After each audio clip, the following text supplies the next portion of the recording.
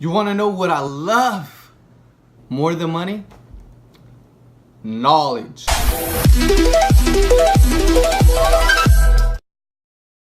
What is up, guys? Back at it with another video, dropping daily value bombs. In this video, I'm gonna show you guys two of the top books I have read this month that have literally changed the way I think and changed the way I do things.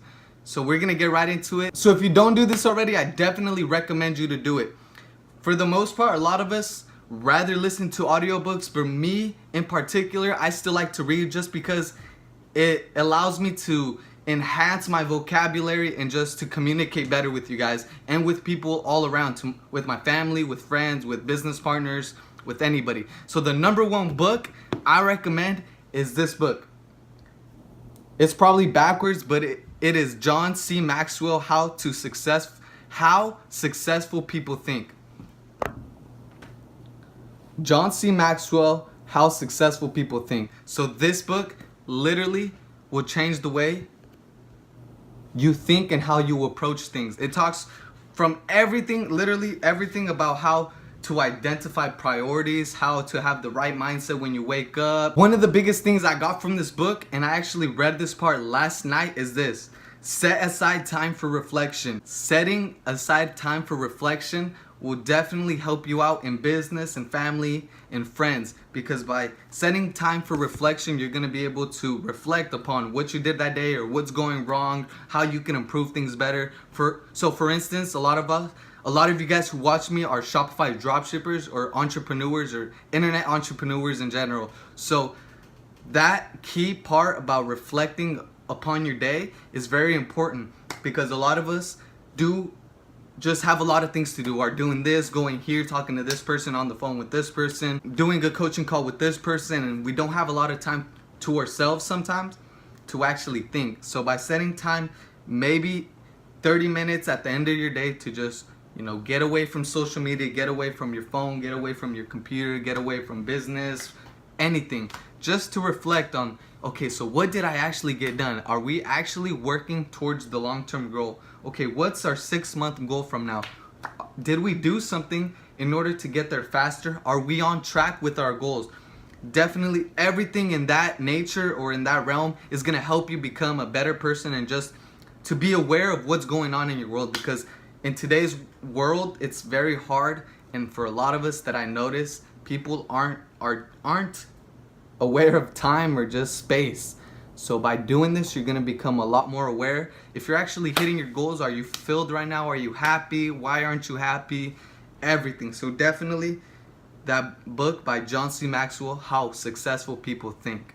I'm gonna link it down below so you guys can go check it out. And the next book is literally by the same guy, John C. Maxwell, What Successful People Know About Leadership. So this book has really been helping me out with personal branding and just becoming a better business person in general, because when you are a businessman, you do have to be a leader. You do have to be an alpha.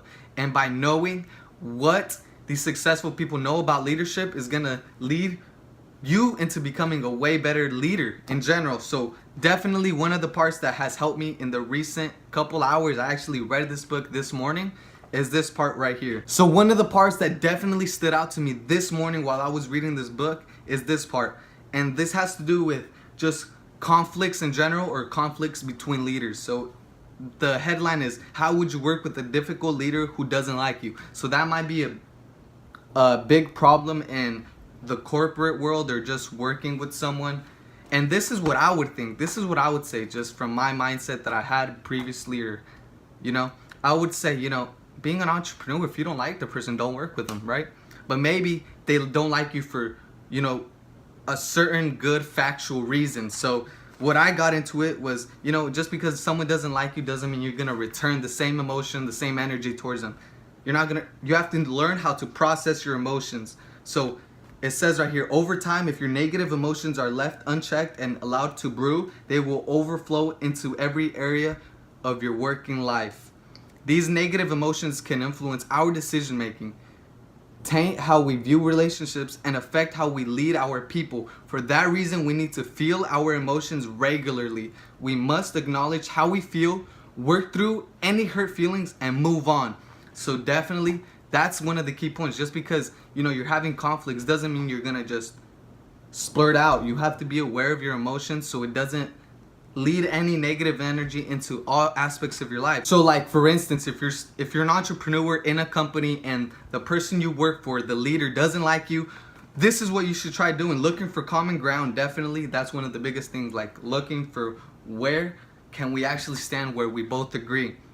Being consistently pleasant. Have you heard the phrase kill them with kindness? So definitely that stood out to me. You kill someone with kindness, because people often soften if you stay consistent when they are not. When you are sincere, kind, helpful, and pleasant despite their choices and behaviors.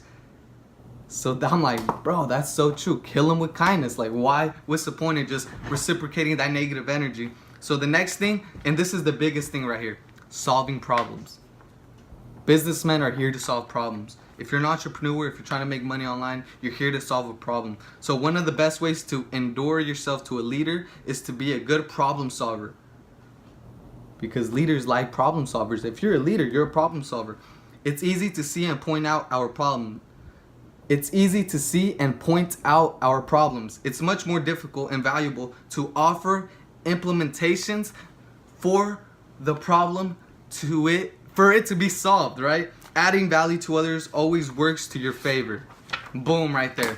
If you're not a man of failure, if you're not a man of value, you're not a leader. Take that into account. So hopefully this makes you a way better leader. Hopefully this helps you think how successful people think, because I want to learn how successful people think. I want to know how they're thinking, how they're solving problems, how they're becoming leaders, and why they're becoming leaders, and most importantly, to solve a problem. So I hope you guys found some type of value in this video. We're dropping daily value bombs. I drank so much coffee, so my energy is out the roof. High frequency. I'm about to go kill it. Got a lot of work to do. See you guys in the next video, and let's go make this money together. Woo! Hey, get in my way and try to block me, I'ma show aggression. Slide on your block like Danny Glover with a lethal weapon. I fucked your thought, she gave me top, I guess that's my confession. Got